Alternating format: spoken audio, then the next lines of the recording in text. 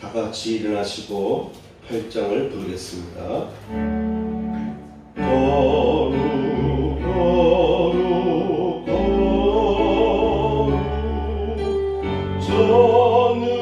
전능하신 주님 이른 아침 우리 주를 찬송합니다.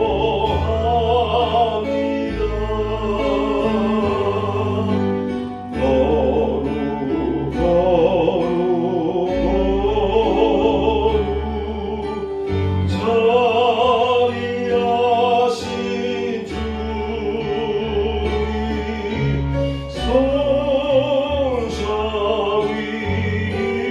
성삼위일체 우리 주로다.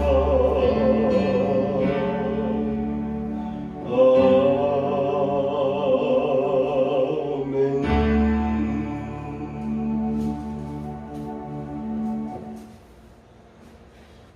자리에 앉으시겠습니다.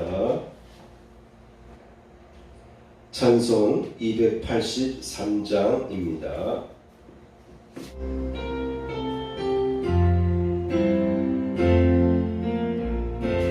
나 속죄함을 받은 후 한없는 기쁨을 나 헤아릴 수 없어서 늘 찬송합니다. 나 속죄받은 후 나 속죄받은 후 주를 찬미하겠네. 나 속죄받은 후 주의 이름 찬미하겠네. 나 속죄함을 받은 후 내 마음이 새로워 주 뜻을 준행하면서 죄 길을 버리네. 나 속죄받은 후 나 속죄받은 후 주를 찬미하겠네. 나 속죄받은 후 주의 이름 찬미하겠네. 나 속죄함을 받은 후 성령이 오셔서 하나님 자녀 된 것을 못 증언합니다. 나 속죄받은 후 나 속죄받은 후 주를 찬미하겠네. 나 속죄받은 후 주의 이름 찬미하겠네.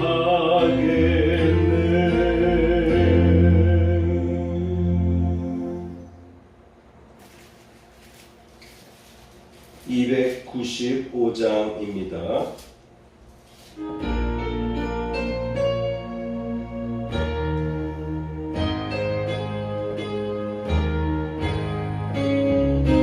큰 죄에 빠진 나를 주 예수 건지사 그날 그 품에 다시 부으시는 은혜는 저 하나보다 깊고 저 하늘보다 높다. 그 사랑 영원토록 나 찬송하리라. 날로 더욱이 하라. 날로 더욱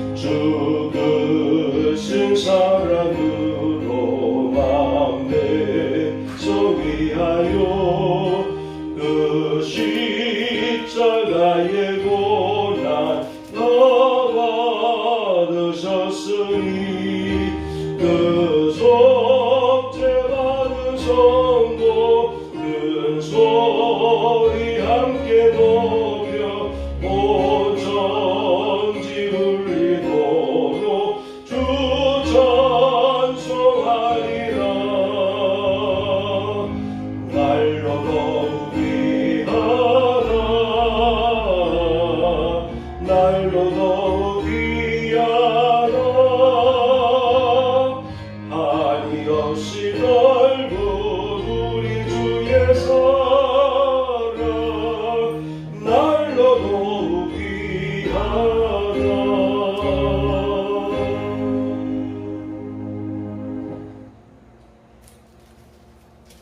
성경 본문을 보겠습니다. 오늘 성경 본문은 사도행전 9장 1절에서 9절까지입니다. 아멘. 제목을 보시겠습니다. 죄로부터의 완전한 구원에 대한 체험. 오늘은 죄로부터의 완전한 구원에 대한 체험에 관해서 말씀을 나누도록 하겠습니다. 기독교는 계시의 종교라고 합니다. 또한 체험의 종교라고 말하기도 합니다. 그래서 기독교의 특징은 계시와 체험, 이 두 가지를 빼고서는 말할 수가 없어요. 그래서 기독교는 어떤 종교라고요? 계시의 종교, 그리고 체험의 종교다라고 말할 수가 있는 것입니다. 하나님께서 아담에게 나타나셔서 아담아 내가 어디 있느냐라고 물으셨습니다. 찾으셨습니다. 이때는 아담이 하나님 앞에 죄를 범한 이후에요. 하나님께서 먹지 말라고 하는 그 선악과를 사단의 유혹에 넘어가서 이 부부가 그 선악과를 따먹었어요. 그때부터 하나님께서 먹지 말라는 선악과를 먹었기 때문에 죄를 범하고 나서 그들은 부끄러움과 두려움에 사로잡히기 시작했어요. 그래서 하나님을 제대로 만날 수가 없었습니다. 하나님과의 눈을 마주칠 수가 없었습니다. 모세에게 하나님께서 말씀하셨습니다. 모세야 모세야 가까이 오지 말라.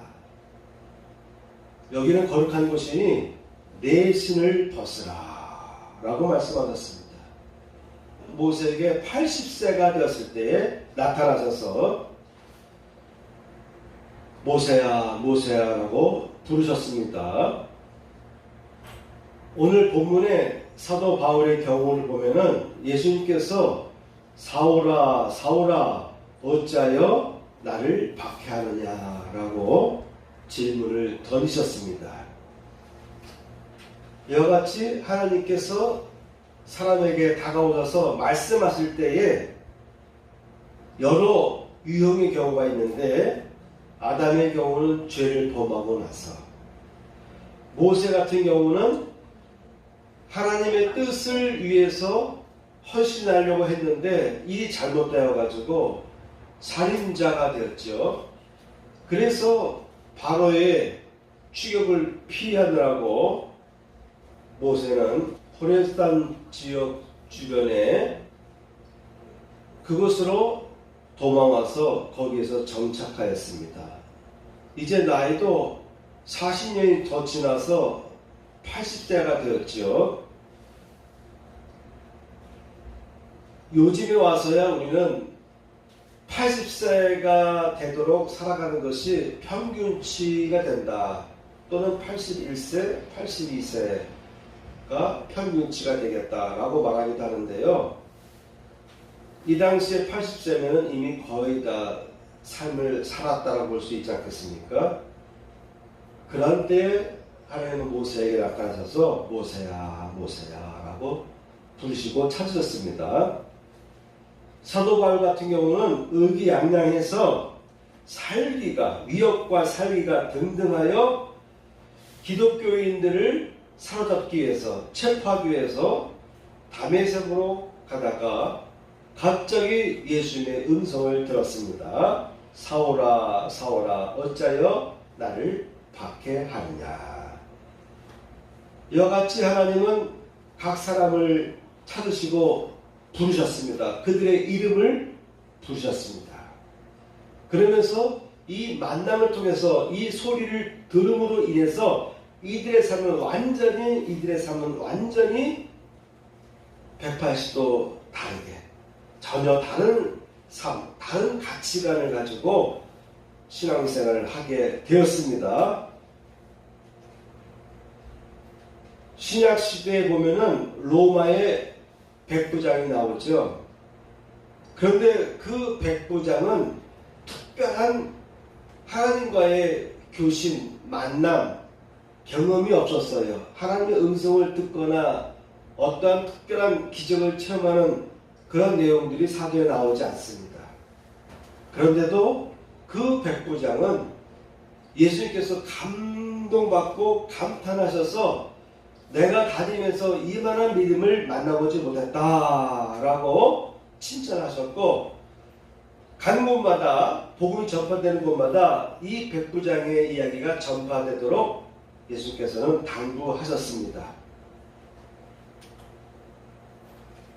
이처럼 특별한 주님의 음성을 듣고 하나님이 찾아와서 기적적으로 불가사의한 체험을 통해서, 신비한 체험을 통해서 하나님을 만나가지고 삶이 바뀌어지는 경우도 있고요. 로마의 백부장처럼 특별한 어떠한 전위적인 사건이 없이도, 특별한 만남이 없이도 예수님을 온전히 믿었던 경우도 있습니다. 고대 교부들, 그러니까 사도행전 이후 시대를 고대라고 하는데, 이 고대 시대를 이끌어가던 분들을 교부라고 했어요. 교부를 담당해서 목회하시는 분들, 그래서 교부, 고대의 교부들에 대한 이야기들이 나오기 시작합니다. 암브로스 감독입니다.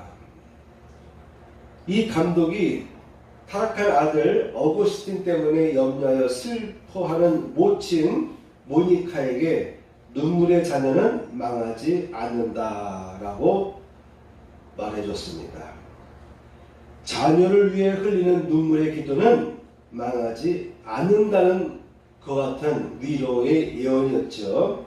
결국 어머니 모니카의 기도로 어거스틴이 믿음의 사람으로 돌아오게 되었습니다.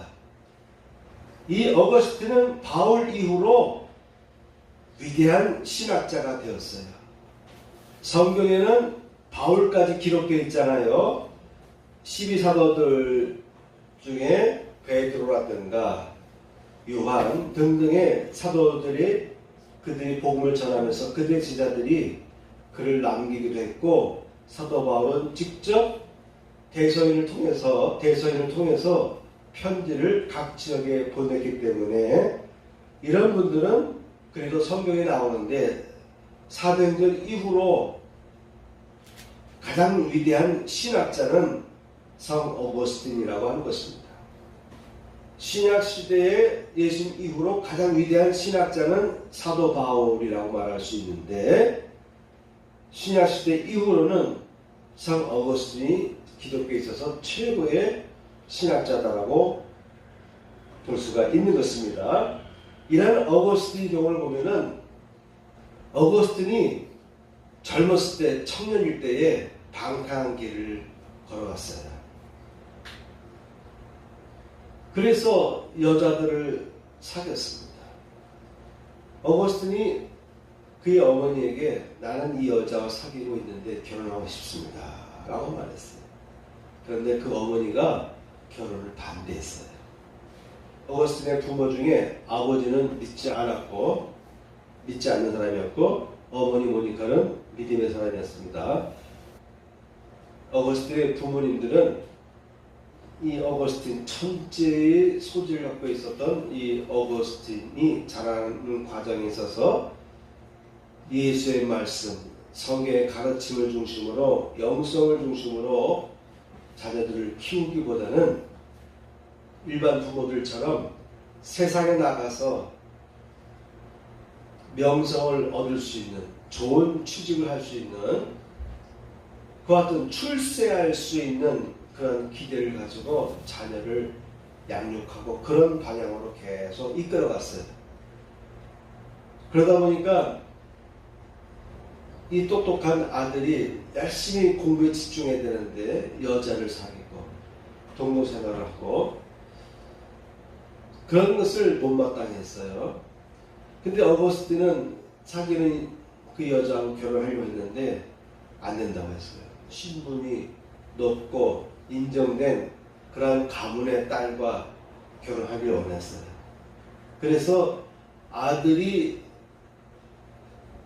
그와 같은 성적 삶, 젊으니까 그러한 것을 추구하는 것을 막을 수가 없다 보니까 동거는 해라. 그러나 결혼식은 하지 마라. 그러니까 결혼을 허락하지 않는데 동거하는 것은 허락했어요. 그래서 어거스틴은 정식 결혼하지 않고 자녀를 낳았습니다. 그러니까 사생아라고 볼 수 있는 것이죠. 이렇게 부모님들이 자녀를 양육할 때에 말씀으로 기독교의 영성으로 키우기보다는 어떻게 해서든지 간에 출세하는 자녀로 아들로 키우기를 원했습니다.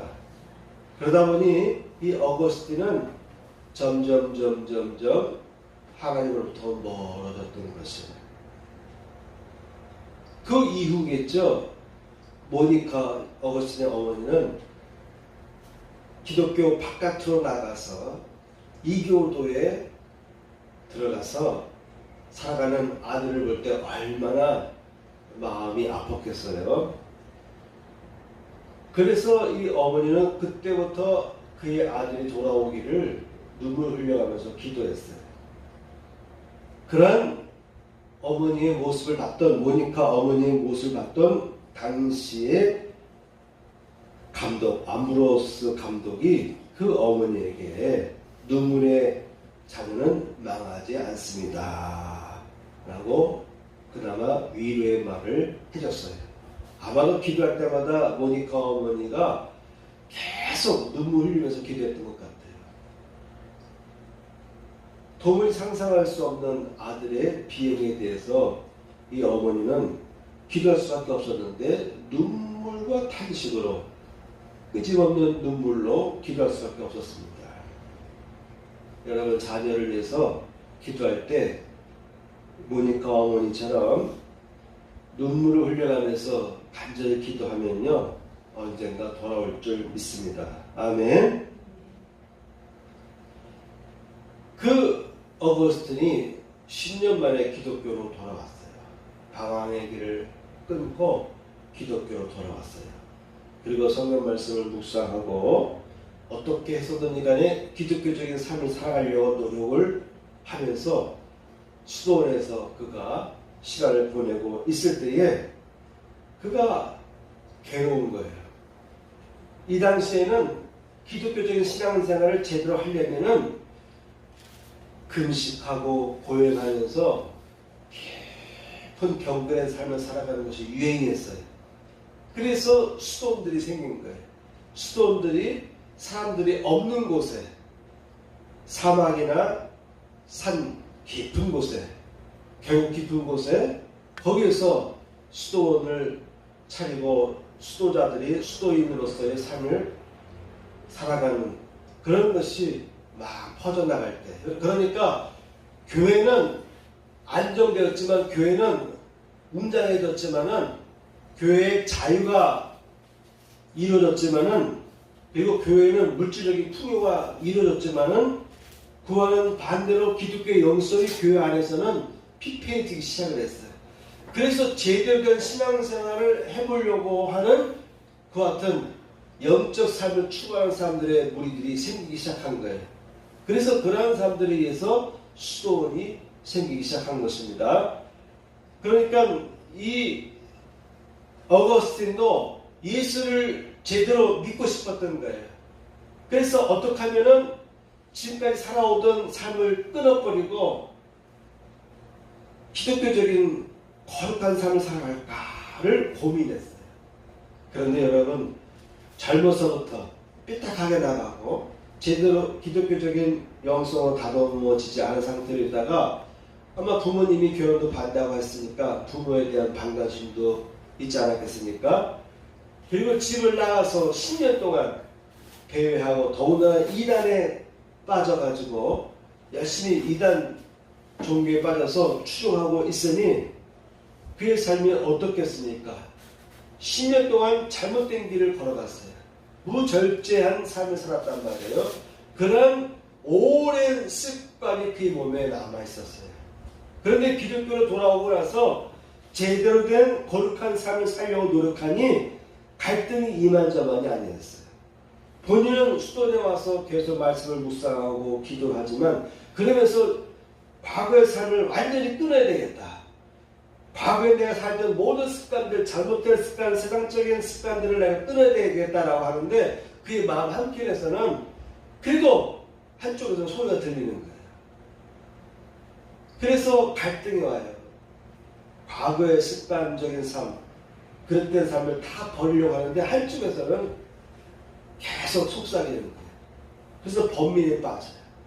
그래서 그가 계속해서 하나님 앞에 예수님께 기도하면서 절망하면서 고민에 빠졌을 때에 그때 갑자기 담 바깥에서 들려온 소리가 있었어요. 아이들의 소리가 있었는데 그 아이들이 노래를 부르는 그 소리를 듣고 그 소리는 집어라 펴라 읽어라 라는 그런 내용이 있거든요. 그래서 이때 어거스틴이 혹시 성경 말씀을 집어서 펴서 읽으라는 말씀인 것 같다라고 생각하고 그가 먼저 있던 자리로 가서 성경책을 폈어요. 그 성경책을 폈을 때에 그의 눈에 들어온 것은 바로 로마서 13장 13절에서 14절의 말씀이었습니다. 낮에와 같이 단정히 행하고 방탕하거나 술 취하지 말며 음란하거나 호색하지 말며 다투거나 시기하지 말고 오직 주 예수 그리스도로 옷 입고 정욕을 위하여 육신의 일을 도모하지 말라. 지금까지 어거스틴은 이와 같은 삶, 정욕적인 삶 때문에 이것을 완전히 버려야 되는데 버리자니 또 아쉽고 그래서 완전한 그리스도의 경륜의 삶을 살려고 했지만 버릴 수가 없는 거죠. 이 과정에서 자신을 보면서 자기 자신을 증오하는 거예요. 자기 자신을 보니까 한편에서는 이런 삶을 버리려고 하는 의지가 있고 또 한편에서 속삭이는 거예요. 버리지 말아라. 나와 영원히 헤어질 것이냐. 지금까지 살아오던 그 습관들을 버리지 말아라. 속삭임이 있었고 한쪽에서는 계속해서 이러한 삶을 끊어야 되겠다는 어떤 마음의 결단, 속삭임이 울리기 시작한 거예요. 이 두 마음이 그 안에서 계속 역사하는데 점점 끊어야 되겠다. 과거의 삶을 청산해야 되겠다는 생각이 점점 그래도 점점 커져가기 시작했어요. 그래도 어거스틴은 즉시 과거의 삶을 끊지를 못했어요. 자꾸 미련이 남아서 끊어야 된다고 생각하면서도 미련이 남아서 자꾸 머뭇 그러면서도 점점점 기독교의 삶으로 가까이 가려고 하는 그런 과정이 있을 때 그때 어린아이들의 노래소리를 듣고 돌아가서 그가 놓았던 성경책을 폈을 때에 그때 바로 로마서 13장에서 13절 14절 13장 13절에서 14절의 말씀이 그의 첫눈에 딱 들어온 것입니다. 이 체험을 하고 나서 어거스틴은 기뻤어요. 그리고 결단하였습니다. 이런 음성을 듣기 전에는 어거스틴이 엄청 고민에 빠졌거든요. 그래서 우울하고 간절하게 주님께 절규하며 주여 나의 과거의 삶을 끊을 수 있도록 결단할 수 있도록 저를 도와달라고 막 기도하다가 이와 같은 말씀의 응답을 받은 것입니다. 그 이후로 어거스틴은 결단했어요. 과거에 그가 살아가던 모든 정욕적인 삶을 완전히 결단하고 끊어버리고 그 거룩한 삶, 고행의 삶, 금욕의 삶을 그가 끝까지 이어갈 수가 있었습니다. 그러면서 그가 많은 책을 집필을 했어요. 대표적으로 유명한 책이 참회록이라는 거예요. 그래서 성 어거스틴이 과거의 삶을 참회하고 다시 기독교로 돌아오는 그 과정을 문학적으로 기술한 책이 참회록이에요. 이 책을 읽으려면 쉽지가 않아요. 번역한 책도 보면 벌써 수십 년 전에 번역한 책이고, 그래서 문맥도 매끄럽지 않고 또 시적으로 문학적으로 표현하는 그런 내용들이 많아서 쉽게 읽어가기 쉽지는 않은데 위대한 문학 작품이 나온 거예요. 그 외에도 기독교적인 신학적인 책들을 그가 정립해 나가서, 그래서 사도 바울 이후로 최고의 신학자라고 하는 평이 있을 정도의 훌륭한 인물이 되었습니다. 5월 24일 존 웨슬레가 회심했기 때문에 5월 24일에 있는 주일이 존 웨슬레 회심 주일이에요. 제가 오늘 존 웨슬레 회심과 관계 되는 내용들을 전하려고 지금까지 쭉 열거했는데, 열거했던 이 많은 사람들은 다 회심한 사람들이죠. 모세도 80세에 회심했다라고 볼 수 있는 것이고요. 사도 바울은 다메섹 도상에서 예수의 음성을 들으면서 회심했다라고 볼 수가 있는 것입니다. 성 어거스틴은 지금까지 설명했던 내용처럼 그런 과정을 통해서 극적으로 성 어거스틴이 회심했어요. 자, 그런데 이분들은 다 하나님을 모르는 사람이 아니었어요. 그렇죠? 하나님과의 어려운 관계를 맺고 있다가 극적으로 하나님께서 이들을 부르신 것이죠. 그래서 하나님을 전적으로 믿게 되는 것이고, 어거스틴도 이때 이후로, 이 사건 이후로 그가 예수님을 온전히 믿으면서 거룩한 길을 걸어가기 시작했던 것입니다. 이런 사람들의 독특한 특징은 강렬한 경험이 있는 것이죠. 강렬하게 신비한 체험을 했다라고 하는 것이죠. 존 웨슬레와 그의 동생 찰스 웨슬레도 마찬가지입니다. 비슷한 회심을 경험하게 되는데 극적인 신비한 회심을 경험하게 됩니다. 반면에 신약성경에 보면은 회당장에 대한 이야기 나오죠. 회당장이 그의 딸을 위해서, 그의 죽어가는 딸을 위해서 예수님께 호소했던, 그때 예수님께서 그 딸을 고쳐주시기도 하시고, 12회를 앓은 여인도 극적으로 그가 10년 동안 앓았던 혈우병이 고침을 받았습니다. 예수를 따르던 제자들 보면은 특별하게 이들도 극적인 체험을 하는 것은 아니에요. 그런데 이분들이 신약 성경에 있어서 아주 귀하게 사용을 하였고, 또한 성경 곳곳에 예수님께서 이들에 대한 치유의 역사도 일으켜 주셨지만은 예수께서도 이들의 이야기들이 널리 알려지기를 바라는 마음에서 예수께서 칭찬하셨던 사람들이 있습니다. 근데 이런 사람들을 보면은 특별한 어떤 부르심이나 특별한 이들의 체험이 없이도 그들은 이미 믿음을 갖고 있었어요. 그래서 예수님께서 놀랬던 거예요. 다른 사람들은 기적을 베풀어주고 나를 믿으라고 하는데, 이들은 자기들이 직접적인 어떤 기적을 체험한 것도 아닌데도 불구하고 예수 앞에 나올 때는요, 빈손으로 나오지 않냐고 예수께서 감동할 수밖에 없는 놀라운 믿음을 가지고 이들은 예수님께 찾아왔어요. 자, 그래서 여러분, 믿음이라고 하는 것은, 회심이라고 하는 것은 어느 한순간에 한 번만 일어나는 것이 아니라 한 번 회심했어도 나중에 또다시 제2의 회심을 할 수도 있다. 그리고 특별한 어떤 극적인 체험 없이도 믿음이 성장해 갈 수 있다. 예수께서 놀랄 정도로 칭찬할 수밖에 없을 정도의 큰 믿음도 가질 수가 있다.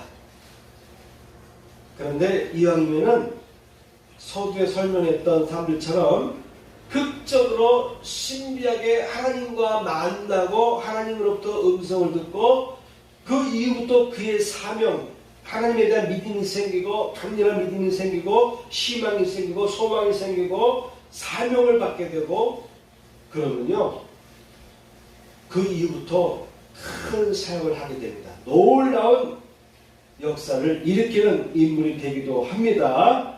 여러분, 존 웨슬리의 회심과 관련해서 처음에 존 웨슬리는요, 그가 회심하고 나서는요, 많은 대중들에게 존 웨슬리와 같은 회심이 있기를 바라는 마음으로 설교를 했어요.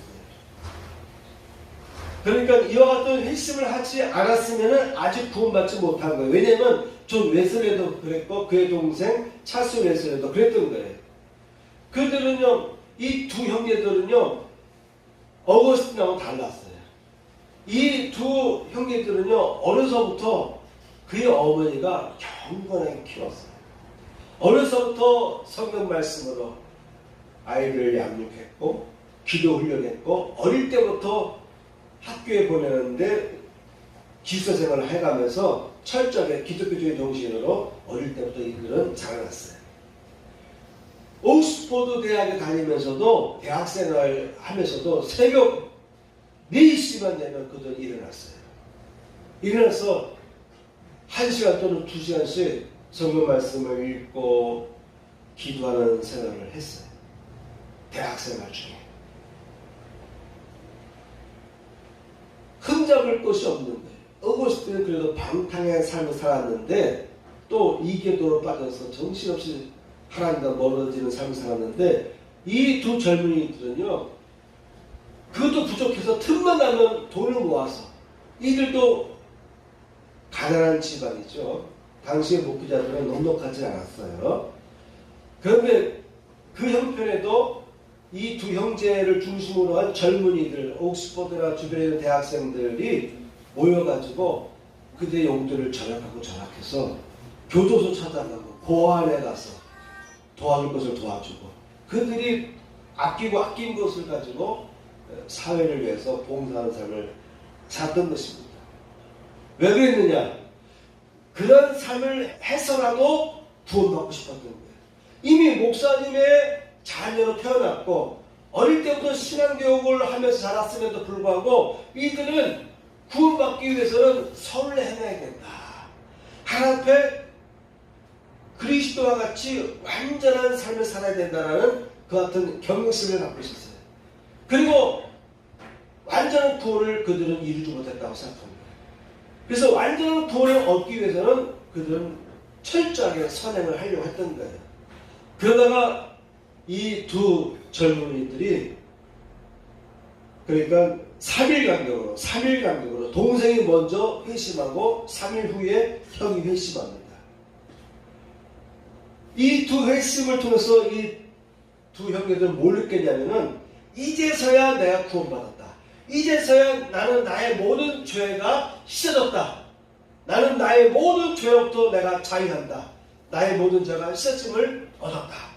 이제부터 나는 구원을 받다는 것을 확신한다라는 확신을 하게 됐어요.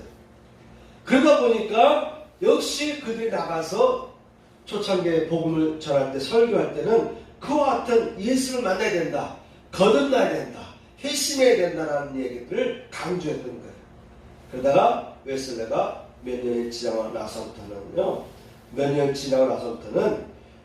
우리와 같이 나와 같은 이와 같은 극적인 체험을 하지 않았다 할지라도 구원받는다.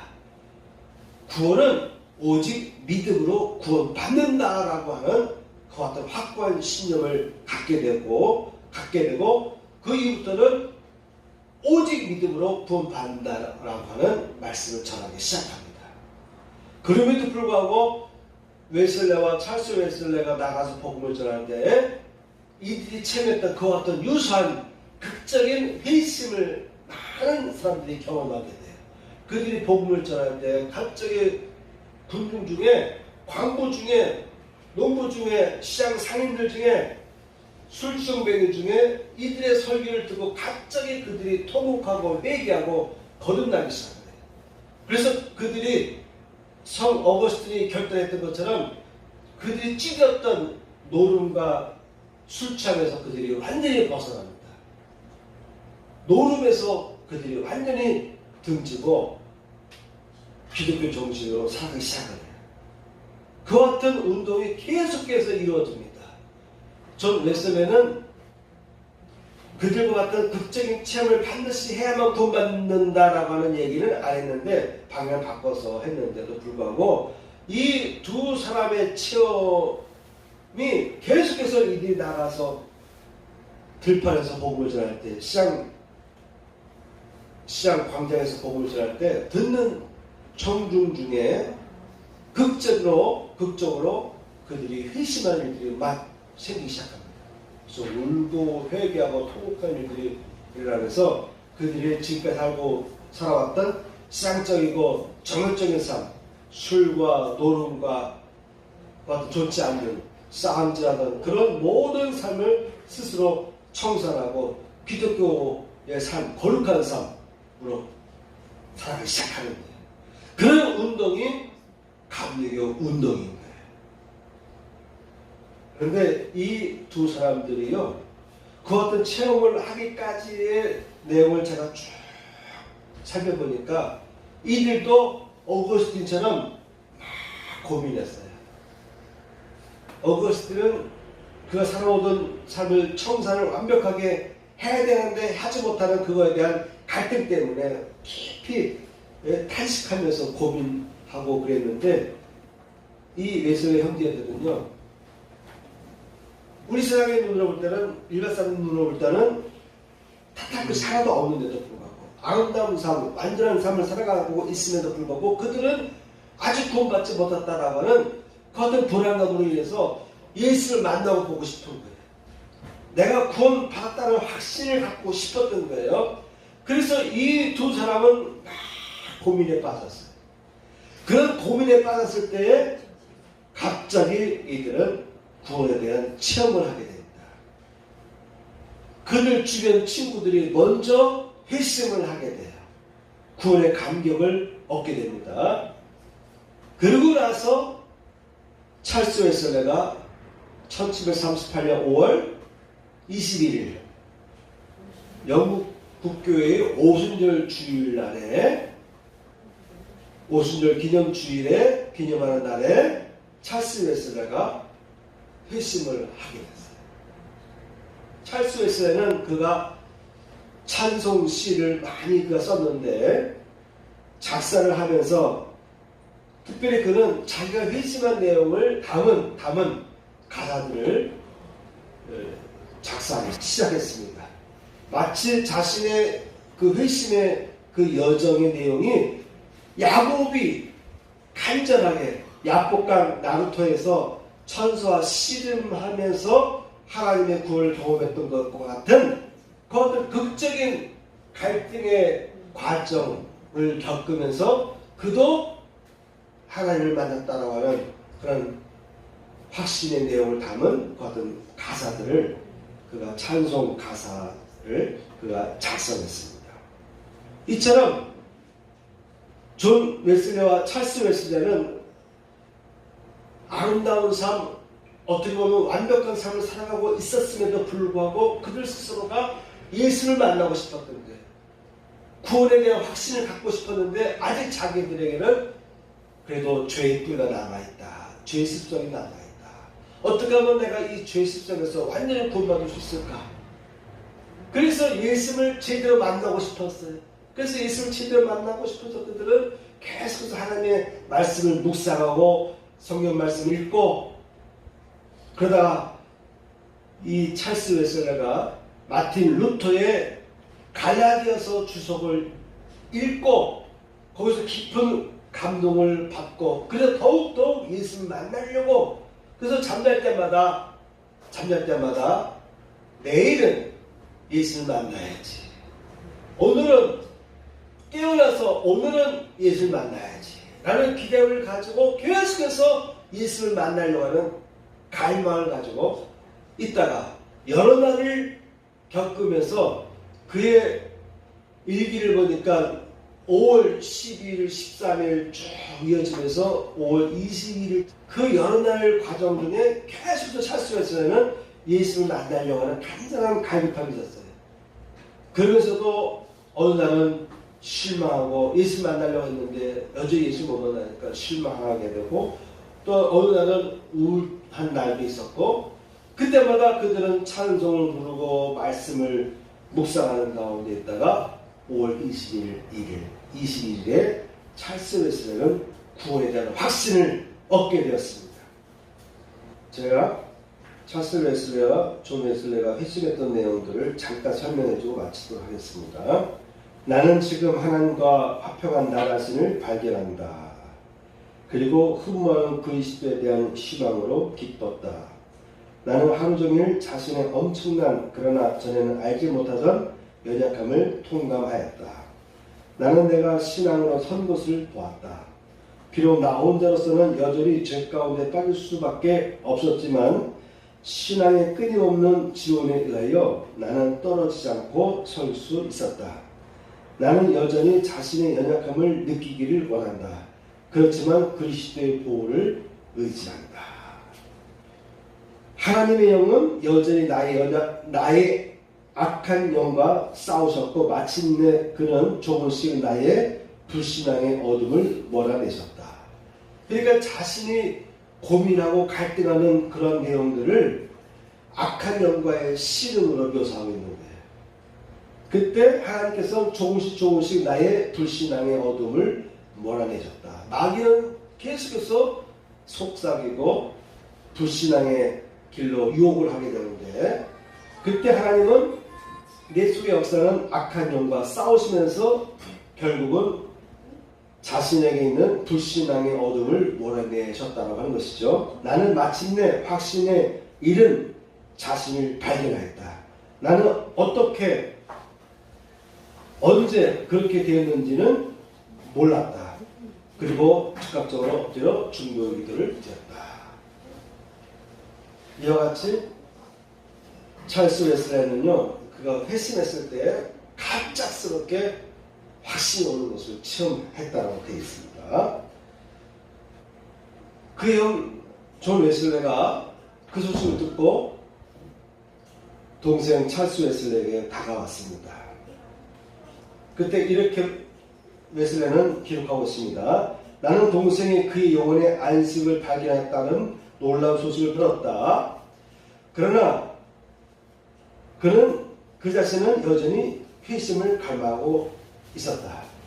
동생이 먼저 회심한 내용을 들었습니다. 그렇지만 형인 본인은 리더였던 존 웨슬레는 여전히 회심을 하지 못한 상태였어요. 그래서 회심을 갈망하고 있었습니다. 그러다가 3일 후에 올드스케이가에 있는 한 집회에 참석을 했는데 그때 마틴 루터의 책을 어떤 사람이 낭독한 것을 들었습니다. 그 말씀을 듣는 순간에 갑자기 웨슬레는 이렇게 기록하고 있습니다. 나는 나의 가슴이 이상하게 뜨거워지는 것을 느꼈다. 나는 내가 그리스도를 구원을 위하여 오로지 그리스도를 신뢰한다고 느꼈다. 그리고 그가 나의 죄를 제거해 주셨고 나를 죄와 죽음의 법으로부터 구원해 주셨다는 확신이 내게 찾아왔다. 라고 존 웨슬레는 고백하고 있습니다. 존 웨슬레도 예수님을 만나고 싶었던 거예요.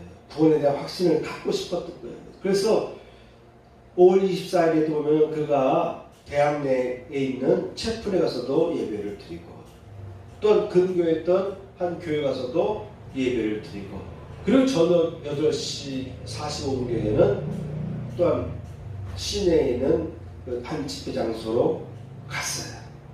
그런 3번에 걸친 예배를 드리려는 그 어떤 그 간절함 속에서 누군가가 그 예배 속에서 하나님의 말씀을 읽어나갈 때에 그때 존 웨슬리는 갑자기 그의 가슴이 뜨거워지면서 마음이 뜨거워지면서 구원에 대한 확신을 그가 얻게 되었던 것입니다. 오직 그리스도만을 나의 구주로 모시기로 작정하였다. 예수 그리스도를 구주로 믿음으로 말미암아 모든 죄로부터 용서받았다는 확신이 왔다. 라고 웨슬리는 고백하였습니다. 자, 이상과 같이 하나님을 만난 사람들 중에 보면은 특별한 어떤 극적인 체험 없이도 훌륭하게 믿음의 삶을 살아가는 사람들도 있고요. 모세처럼, 그리고 어거스틴처럼, 바울처럼, 웨슬리의 형제들처럼 극적으로 갈망하면서 구원에 대한 확신을 경험한 사람들도 있습니다. 그런데 어쨌든 그런 구원의 확신이, 특별한 구원의 확신이 나에게 아직은 없다 할지라도 그래도 이미 구원받은 것은 마찬가지죠. 그런데 이왕이면 그런 극적인 체험의 확신이 있으면 그의 삶이 완전히 극적으로 달라지는 일이 나타나요. 그래서 여러분들의 삶에 있어서도 나는 이미 구원받았다 할지라도 어거스틴은 이미 기독교로 돌아온 상태였습니다. 사도 바울만 예수님을 아직 믿지 않냐고 오히려 박해하던 사람이지, 모세의 경우도 보면 이미 하나님을 어느 정도로 알고 있었어요. 웨슬리 형제들 보면 이미 백과대로 보게 되면 훌륭한 인품을 가지고 선한 삶을 살아가고 있던 크리스찬들이었습니다. 그럼에도 불구하고 그들이 예수를 제대로 확실하게 만나고 싶었고 구원에 대한 확신을 얻고 싶었던 그것의 열망으로 인해서 그들이 확신을 체험하게 된 이후부터는요, 그의 삶에 놀라운 역사들이 일어나기 시작했어요. 그래서 여러분들에게도 이왕이면은 그와 같은 웨슬리 형제들과 같은, 또는 모세와 같은, 또는 어거스틴 같은, 또는 사도 바울과 같은 이와 같은 극적인 체험을 할 수 있기를 바라면서 신앙생활 해보시기 바랍니다. 놀라운 역사가 나타날 줄 믿습니다. 아멘. 믿는 사람들 중에 보면은 참 훌륭한 사람들이 많이 있어요. 우리 주변에도. 여러분들도 믿음을 키워나가시기 바랍니다. 놀라운 믿음, 남들이 볼 때 감동하고 나도 저와 같은 신앙생활을 하고 싶다고 하는 그 같은 훌륭한 믿음의 삶을 여러분들이 사모하시고 갈망하시면은 존 웨슬리 형제들 같은 그 같은 극적인 체험도 하나님께서 주실 줄 믿습니다. 아멘. 아멘. 스바냐하고 하나님의 음성을 두 곡을 불러보았습니다. 스바냐.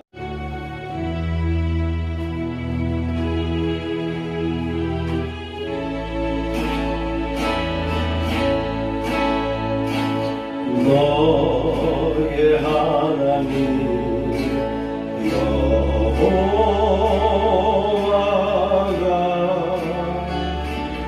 너의 가운데 계시니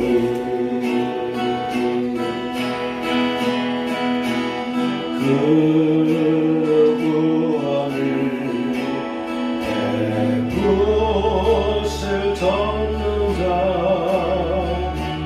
저는 자시라.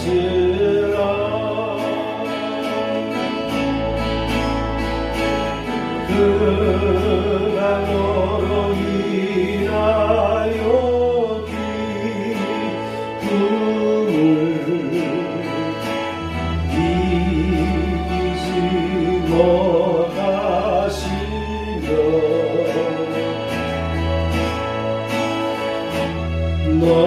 너를 잠잠히 사랑하시며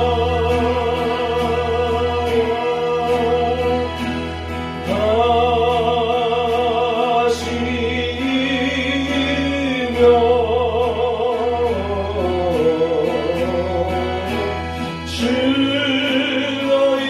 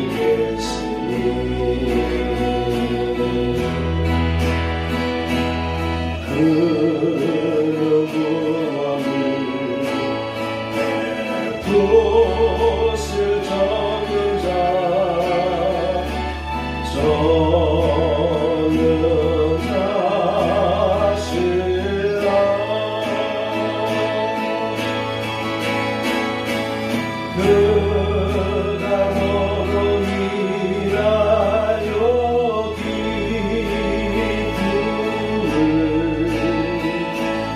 이기지 못하시며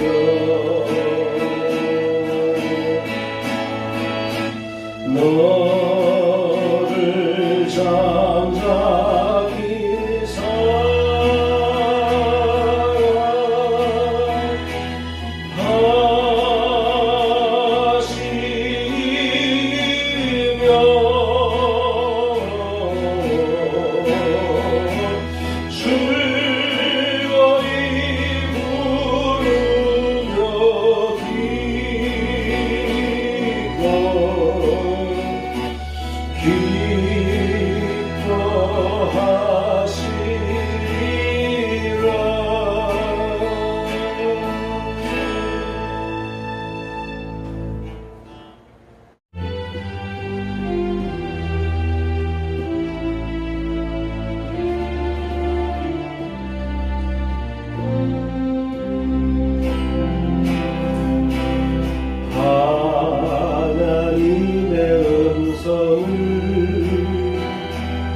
듣고자 기도하며 귀를 기울이고 나의 기도를 들어주신다네. 깊은 웅덩이와 수렁에서 끌어주시고 나의 발을 반석 위에 세우시서 나를 든든히 하셨네. 새 노래로 부르자. 하나님께 올릴 찬송을 새 노래로 부르자. 하나님 사랑을 주를 의지하고 교만하지 않으며 거짓에 치우치지 아니하며 복이 있으리라. 여호와 나의 주는 크신 권능의 주시라. 그의 크신 권능으로 우리를 사랑하여 주시네. 새 노래로 부르자. 하나님께 올릴 찬송을 새 노래로 부르자. 하나님 사랑을 새벽에도 새 노래로 부르자. 하나님께 올릴 찬송을 새 노래로 부르자. 하나님의 사랑을.